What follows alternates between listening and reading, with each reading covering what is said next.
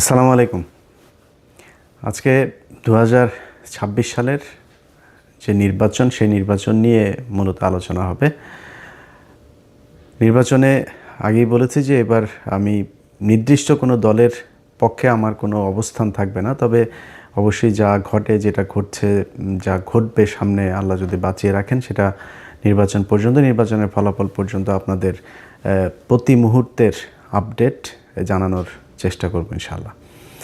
তো তার ধারাবাহিকতায় আজকে আপনাদের বলা চলে সূচনা একটা বক্তব্য দিচ্ছি, যেখানে মূলত বিএনপি এবং জামায়াত দুই দলই এবারের প্রতিদ্বন্দ্বিতা করছে মূলত। তো তাদের ভেতরে কাদের অবস্থান কেমন আছে, ক্ষমতায় কারা যেতে পারেন, কেন যেতে পারেন, বা আপনার কাকে পছন্দ করা উচিত, সমর্থন দেওয়া উচিত ইনডিরেক্টলি, সেটারও কিছু ইঙ্গিত আমার এই ভিডিওতে থাকবে। প্রথমেই বলে রাখি যে 2024 সালের 5ই আগস্টের পর থেকে আমি বিভিন্ন ভিডিওতে বলেছি যে তারেক রহমান এর নেতৃত্বে যে বিএনপি, সে বিএনপি আগের বিএনপি সরকারের যে সময়টা ছিল তার চাইতে অনেক বেশি উন্নত একটা কি বলবো যে ভালো কিছু করবে, এরকম একটা সরকার তারেক রহমান করবেন। তার কিছু, তিনি যে বলেন যে আই হ্যাভ এ প্ল্যান, আসলেই তার একটা প্ল্যান আছে, এবং এটা আমি তার খুব ঘনিষ্ঠ লোকজনের সাথে তার যে কথাবার্তা হয় তাদেরও অনেকের কাছেই শুনেছি। এবং তার কিছু জিনিস যদি আপনারা দেখেন, গেল কয়দিনে তারেক রহমান দেশে যাওয়ার পর থেকে এখন পর্যন্ত আপনি দেখবেন যে এই বিএনপি হ্যাঁ ভোটের বিরুদ্ধে, সরাসরি না ভোটের পক্ষে অবস্থান নিয়েছিল। যখন সালাউদ্দিন বিএনপির একেবারে সামনের সারিতে নেতৃত্ব দিচ্ছিলেন মনে হচ্ছিল, তো তারেক রহমান দেশে যাওয়ার পরপর বিএনপি এখন হ্যাঁ ভোটের পক্ষে সরাসরি ক্যাম্পেইন করছে। তারপরে কিছু কিছু জায়গায় আবার বলা হচ্ছে যে বিএনপি এই বিসমিল্লাহ সরিয়ে দেওয়া হচ্ছে সংবিধান থেকে, এই হ্যাঁ ভোটের পক্ষে ভোট দিলে। একদম মিথ্যা একটা কথা। সংবিধানের যেসব অনুচ্ছেদগুলো পরিবর্তন করতে চায়, সংস্কার করতে চায়, একমাত্র সেই অনুচ্ছেদগুলো নিয়ে কথা বলা হচ্ছে। বিসমিল্লাহ এটা প্রস্তাবনায় আছে, এটা নিয়ে কোনো আলোচনা হয় না, এটাতে টাচই করে নেই। এটার কোনো সংস্কার চায় না, যে কারণে ওই আলোচনা এই ইয়েতে নেই। তো এটাকে বোঝানো হচ্ছে যেহেতু এই সংস্কারের এই জায়গায় নেই, সংস্কার এই জায়গায় থাকবে না, তো পুরো সংবিধান তো সংস্কার করা হচ্ছে না, সংবিধান তো আর বাতিল করে দেওয়া হচ্ছে না, সংবিধান এই সংশোধন করার একটা বিল আনার পক্ষে কাজ করছে। তো সেইখানে যেগুলো যেগুলো সংশোধন করা দরকার সেটার ব্যাপারে আলোচনা হয়েছে। যেহেতু সংস্কারের মধ্যে বিসমিল্লাটা নাই, এটারে মানুষের মধ্যে শোনানো হচ্ছে যে বিসমিল্লা থাকবে। বিসমিল্লা থাকবে, বিসমিল্লার হাতই দেওয়া হবে না, ওইখানে আছে যেইভাবে আছে সেইভাবেই। যে অনুচ্ছেদ পরিবর্তন হবে সেটা নিয়ে শুধু আলোচনা হবে। তো এরকম বিএনপি তারেক রহমান দেশে যাওয়ার পর থেকে হ্যাঁ ভোটের পক্ষে এখন ক্যাম্পেইন শুরু করেছে। বিএনপি যাওয়ার পরে মির্জা ফখরুল ইসলাম ওবায়দুল কাদের, তিনি আপনার মাথায় টুপি টুপি দিয়ে বললেন কি, কোরআন সুন্নার বিরুদ্ধে কোনো আইন বিএনপি সরকার ক্ষমতায় গেলে হবে না। ও হইল নরেন্দ্র মোদীর পোলা, এই মির্জা ফখরুল। নরেন্দ্র মোদীর পোলা এখন কয় যে কোরআন হাদিসের বিরুদ্ধে আইন করা হবে না। এগুলি সব এই তারেক রহমানের গুতা, এই গুতায় এগুলো সোজা হয়েছে। তো এরকম কিছু কিছু পরিবর্তন দলের ভেতরে এসছে, এবং আমি জানি না বিএনপি ক্ষমতায় যেতে পারবে কি না। এবার বিএনপি যদি ক্ষমতায় যায়, যদি নাও যায়, 5 বছর পরেও যায়, তখন আমার ওই একই বক্তব্য থাকবে, এখন যেটা বলছে আগেও যেটা বলেছে। সো আমি এই 5 তারিখের পর থেকে এখন পর্যন্ত যতগুলো ভিডিওতে এই ধরনের বক্তব্য দিয়েছি যে তারেক রহমান অনেক সুন্দর কিছু, ভালো কিছু করবে, তার কিছু ভালো উদ্দেশ্য আছে, ভালো কিছু পলিসি আছে, এগুলো বলার পরে আমার যারা লোকজন আছে তারা আবার বলে নাটক কম করো, পিও টিও এইসব কমেন্ট করে। তো যাই হোক, আমি আমার বক্তব্যে এখনও যেই জায়গায় আছি, আগেও যেই জায়গায় ছিলাম, ভবিষ্যতে ওইখানেই থাকবো, যে তারেক রহমান ভালো কিছু একটা করবে। এখন সমস্যাটা যেটা হবে সেটা হলো যে তারেক রহমান একা কতটুকু পারবে। এই তারেক রহমান দেশে যাওয়ার দেশে আসার আগ মুহূর্ত পর্যন্ত আপনারা দেখেছেন যে বিএনপির কথাবার্তা কত কিছু। তাহলে তারেক রহমান যদি ক্ষমতায় যায়, ওই লোকগুলোকে নিয়েই তো তারেক রহমান লন্ডনে থাকা অবস্থায় আমরা দেখেছি যে কয়েকশো বিএনপির লোকজনকে আপনার করা হলো, বহিষ্কার করা হলো সুনির্দিষ্ট চাঁদাবাজির অভিযোগে। সেই লোকগুলোকে আবার ব্যাক আনা হয়েছে এবং ওই লোকগুলো 53 জন না কতজন যেন আপনার এই নির্বাচনে ধানের শীষ নিয়ে নির্বাচন করছে। তাদের বহিষ্কারাদেশ প্রত্যাহার করে তাদেরকে নিয়ে আসা হয়েছে, মনোনয়ন দেওয়া হয়েছে, নির্বাচন করছে তারা। তো বাংলাদেশের মানুষ সবাই জানে আপনি নিজে সার্টিফিকেট দিয়েছিলেন যে হি ইজ চাঁদাবাজ, এখন আপনি তাকে মনোনয়ন দিয়ে বললেন যে ওরে এই চাঁদাবাজকে তুমি ধানের শীষে ভোট দাও। মানুষ তাহলে কারটা শুনবে? মানুষ তো জানো চাঁদাবাজ। এই লোক দিয়ে তো সম্ভব হবে না। সমানে আপনার এই দুই দেশে নাগরিক, দ্বৈত নাগরিকত্ব নিয়ে আপনি নির্বাচন করতে পারবেন না, কিন্তু আপনি করছেন। তা আপনার তো উদ্দেশ্যই আপনি 5 বছর চুরি করবেন, করে আবার ফের আওয়ামী লীগের মতো পলায় বিদেশে যায় খাবেন। আপনি নাগরিকত্ব করছেন না কেন? আপনি ছাড়ছেন না কেন? তারপরে ব্যাংক লোনে আপনি নির্বাচনের আগেই, ক্ষমতায় যাওয়ার আগেই আপনি কি বলে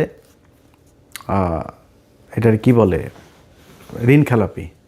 তো একজন ঋণ খেলাপি যখন কিনা নির্বাচনের আগেই চুরি করে ক্ষমতায় আসতে চায়, ও তো নির্বাচিত হয়ে ক্ষমতায় গেলে পুরো ব্যাংক দখল করে ফেলবে, পুরো ব্যাংক ধ্বংস করবে। এই আওয়ামী লীগের মতো, আওয়ামী লীগ যা করেছে সেভাবে ও ব্যাংক ধ্বংস করে ফেলবে, পুরো ব্যাংক খাবে বসে বসে। সেই চোর বাটপার লুচা। আমার চুয়াডাঙ্গার কথা বলি, আমার চুয়াডাঙ্গায় জামাতের প্রার্থী হলো একে অ্যাডভোকেট রাসেল ভাই, আর বিএনপির প্রার্থী হইল গিয়া শরীফুজ্জামান শরীফ। তিনি একাধারে চাঁদাবাজ, ধান্দাবাজ, দখলবাজ, টেন্ডারবাজ, সবশেষ ধর্ষক। ধর্ষণের অভিযোগ করেছে এক নারী। কেন অভিযোগ করেছে? সেও বিএনপি করতো, স্কুল শিক্ষিকা, গান গায়, শিল্পী। সেই নারীকে আপনার ধর্ষণ করার অভিযোগ করার কারণে তাদের স্বর্ণ চোরাচালান এই মামলায় ঢুকাই দিয়ে তারা জেলে রেখেছে, এখনও জেলে। এই সপ্তাহে হয়তো বা সে ভালো একটা সুসংবাদ পাইতে পারি, সে সম্ভবত বের হবে। তো এই ব্যক্তিরা যদি আপনি জামাতের রাসেল ভাইয়ের কাছে যদি আপনি শরীফ ধর্ষককে দাঁড় করান, তো মানুষ কাকে ভোট দিবে? সারা দেশে তো একই অবস্থা। এই যে মির্জা আব্বাস আর পাটোয়ারি তো কোনো রিক্সাওয়ালার কাছ থেকে চান্দা নেয় না, কোনো দোকান থেকে চান্দা নেয় না, ফুটপাত থেকে চান্দা নেয় না। চান্দা আব্বাসের কাজে চান্দা নেওয়া। সারা জীবন চান্দাবাজি করেছে, এখনও চান্দাবাজি করে। এই যে আপনি ওনারা অনেক সময় বলে বেড়ান যে জামাতের লোকজন হলো গিয়া কিচ্ছু করে না, জামাতের লোকজন কোনো কষ্ট করে নাই, জামাতের লুকিয়ে লুকিয়ে আরামে তারপরে আওয়ামী লীগ সেজে তারপরে রাজনীতি করেছে। জামাতের কয়জনের ফাঁসি হয়েছে, জামাতের কতজন জেলে গিয়েছে, জামাতের কতজন রিমান্ডে গিয়েছে, জামাতের কতজন গুম হয়েছে, কতজন অঙ্গ হারিয়েছে, এটা হিসাব করতে চাইলে হিসাব করেন, তাহলে বুঝবেন যে কাদের উপরে কত নির্যাতন হয়েছে। চান্দা আব্বাসের পুরো ঢাকা ব্যাংক আরামসে তার বেড়েছে, আরও বাড়তে থেকেছে। তারপরে আপনি এই যে মীর কাশেম আলী, তার ছেলে পর্যন্ত আপনার গুম হয়ে একদম কী অবস্থায় বের হয়েছে, আপনারা দেখেছেন সেগুলো। তো এই অবস্থা, এটা হলো জামাত আর বিএনপির মধ্যে। আপনি ধরেন হাইপোথেটিক্যাল কথাবার্তা বাদ দেন, জামাত আর বিএনপির সাথে আমরা যে প্রতিদ্বন্দ্বিতা করব, কারণ একজন বিএনপির ভাইকে আমি বলবো যে মানে আমি কিন্তু চাই যে সব রাজনীতি, খালি বিএনপি একা না, আমি চাই আওয়ামী লীগও যদি বাংলাদেশে কোনো দিন রাজনীতি করে, জাতীয় পার্টির রাজনীতি, সব রাজনীতিবিদদেরই মানে ঠিক জায়গায় আসতে হবে। ভাই আপনি চোর বাটপার সে আগের ধান্দাবাজ চান্দাবাজ এগুলো নিয়ে আমার যদি বলতে বলেন, মানে একটু সেফ জোনে থাকার জন্য বলি, নাহলে 100% বলে ফেলতাম। 99.9% আপনার চোর, জাস্ট চুরি করার জন্য এখানে রাজনীতি করতে আসে। একদম সব, বিএনপি বলেন আওয়ামী লীগ বলেন, জাস্ট চুরি করার জন্য রাজনীতি করতে আসে। আর জামাতকে বলা হয়, জামাতও নাকি ওরা হয়েছে চান্দাবাজি করে, জামাতও নাকি চান্দাবাজি করে। জামাত চান্দাবাজি কেমনে করে? ওই যে ইয়ানত নেয়, এটাও বলে চান্দা। তো ও ইয়ানত নেয়, ওর পকেটে টাকা দিয়ে ও সংগঠন করে, রাজনীতি করে। আর আপনি মানুষের টাকা নেওয়ার জন্য রাজনীতি করেন, মানুষের কাছ থেকে চান্দা নেওয়ার জন্য রাজনীতি করেন। এগুলি বলে কি আপনি বুঝাইতে পারবেন? জামাতটা আপনি বলবেন 71-এর রাজাকার, এগুলি বলে কি আপনি আমার জামাতটার পেছনে নিতে পারেন? মানুষ কেন যেখানেই যায়, যেখানেই শুনেন জামাতকে, আমরা এবার জামাতকে ভোট দিব, জামাতকে ভোট দিব, হ্যাঁ, মানে এরা আবার বলে বট বাহিনী দিয়ে এগুলি করা হয়। তো ডাকসু নির্বাচনে কি হয়েছে? ছাত্র সংসদ নির্বাচনগুলো সব জায়গাতে কেন এই ভরাডিবি? সবশেষ যকসু নির্বাচনে সবাই মিলে, ওই যে বিকাশ নুরু টুরু সব কটার দল মিলে এসে তারপরে শিবিরের বিরুদ্ধে লাগলো, তাও পারলো না। তো কেন হচ্ছে এরকম? এটা এমনি এমনি? আপনার কি মনে হয় জাহাঙ্গীরনগর বিশ্ববিদ্যালয়, ঢাকা বিশ্ববিদ্যালয়, সব বিশ্ববিদ্যালয়গুলোতে সবাই শিবির করে এখন, সবাই জামাতে যোগ দিয়েছে? নো। কি করেছে? তাদের এই সাধারণ মানুষ যারা, সাধারণ ভোটার যারা, তারা দেখেছে যে ছাত্রদলের চরিত্র আর ছাত্র শিবিরের চরিত্র, না, এটা তো আকাশ পাতাল পার্থক্য। আমরা তো যা শুনি সব মিথ্যা কথা। এদেরকে বলা হয় এরা হইল গিয়া এই ৭১ ওর মারে এটা করেছে, ওর বোনেরা এটা করেছে। খুঁজে পায় না। সারা বাংলাদেশে যে মেজর আখতারুজ্জামান, তিনি এদিন একটা কথা বলেছেন যে ভাই ৭১ জামাতে ইসলামের সংগঠনের সব মিলায় লোক ছিল না ৩০০ জন। তারা ৬৪ জেলায় একদম সংগঠন করে, এই যে রাজাকার বলা হয়, রাজাকার জিনিসটাই তো মানে বিকৃতভাবে উপস্থাপন করা হয়েছে। রাজাকার ছিল পাকিস্তানি বাহিনীরা, এই যে ব্রিজ কালভার্ট যেগুলো ভেঙে দিচ্ছিল মুক্তিযোদ্ধারা, এগুলো রক্ষণাবেক্ষণের জন্য তাদের ইউনিফর্ম ছিল চৌকিদারদের মতো। আপনি মেজর আক্তার নিজেও এই কথাটা বলেছে। এটা এর আগেও আমরা বিভিন্ন বইতেও পড়েছি। আপনি বিভিন্ন বিদেশি যেসব ডকুমেন্টারিগুলো ছিল তখনকার, সেগুলো তো গেলেও দেখবেন। এটা কোনো রাজনৈতিক দলের ছিল না, জামাতের কোনো সংগঠনই ছিল না তখন সেইভাবে, মানে জেলা ভিত্তিক। ঢাকা শহরে একটা ছোট্ট একটা ছিল, ওইটা নিয়ে তারা রাজনীতি করতো।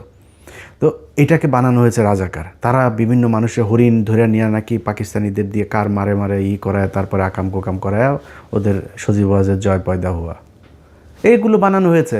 এগুলো তো ভাই মানুষ এখন বলে করা যাবে না। এখন করতে হবে কি? আপনাকে রাজনীতি করতে হইলে ওর চাইতে বেটার কোনো রাজনীতি করতে হবে। জামাত ইসলাম এই একটা সংবাদ সম্মেলন করবে, ওদের একটা মিটিং হবে, ওদের দলের কাউন্সিল হবে। পদ দেওয়ার নাম বলার পরে সে জানেও না কিসের লবিং টবিং, সে জানেও না কে হবে। সে কান্না করে, নামাজ পড়ে, সেজদা দেয়। কেউ কারোর পক্ষে কোনো বিপক্ষে বিদ্রোহী প্রার্থী কোনো কিছু নাই। এনসিপির পোলাপান, অখ্যাত পোলাপান, চেনে না কেউ এলাকায়। কেন্দ্র থেকে সিদ্ধান্ত হয়েছে তাকে লক্ষ্মীপুর ১ আসনে দেওয়া হবে। বিশাল প্রভাবশালী জামাত ইসলামের বিরাট মানে হেভিওয়েট প্রার্থী সরে গিয়েছে। এই যে মাহফুজের ভাইকে দিয়েছেন, ওই আসনের যে জামাতের প্রার্থী, উনি ভীষণ জনপ্রিয়, দাঁড়াইলেই পাশ করবে এরকম একজন প্রার্থী।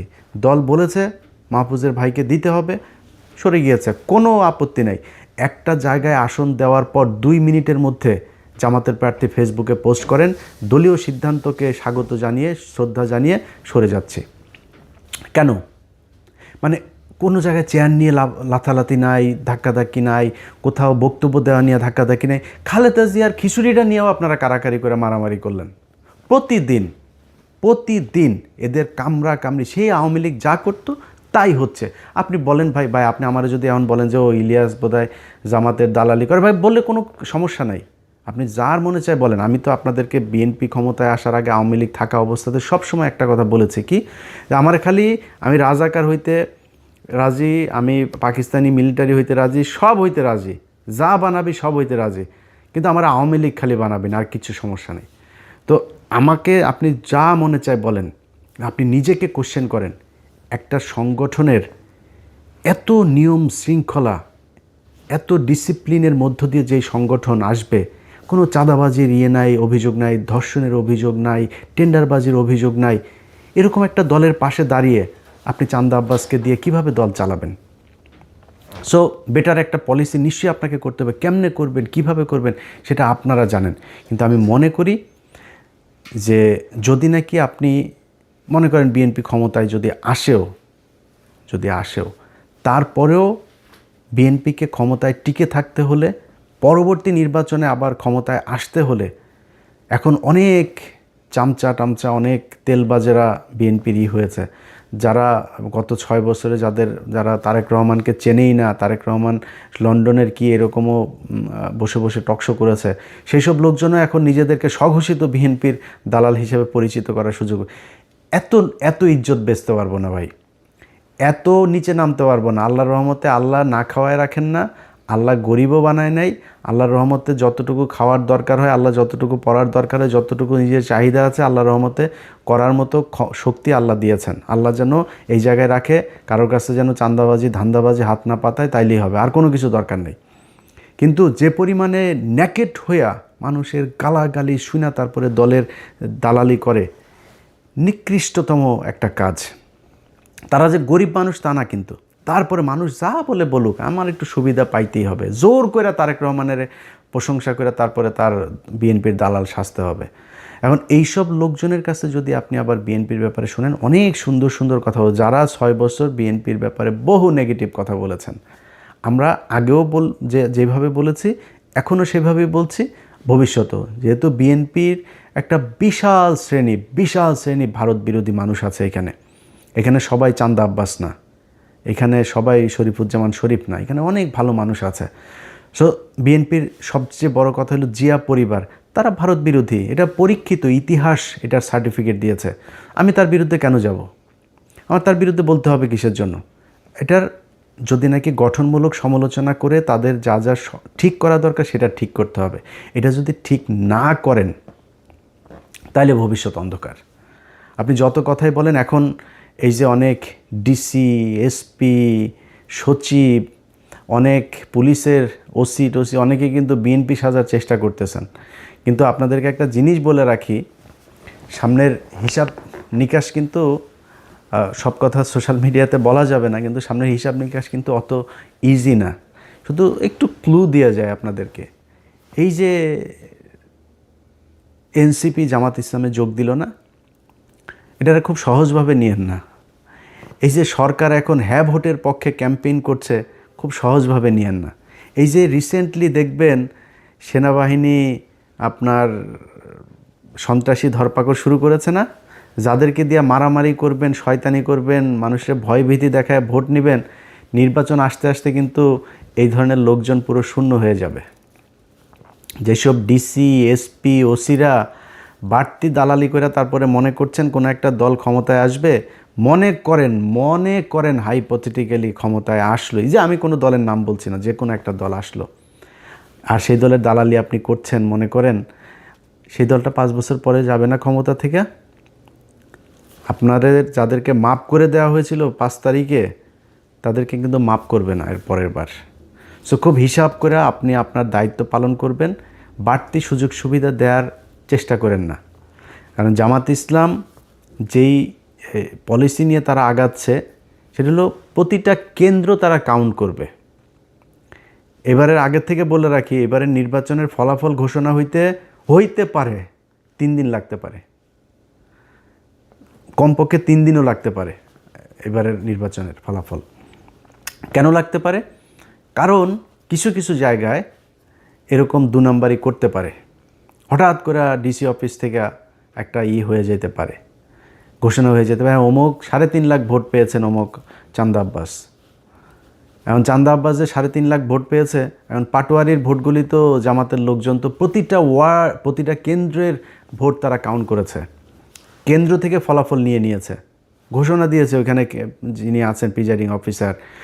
তো তিনি যে বললেন এই কেন্দ্রে ভোট হয়েছে হইলো, ধরেন সারা ওই ঢাকা 8 আসনে মনে করেন ভোটার হইলো 2 লাখ।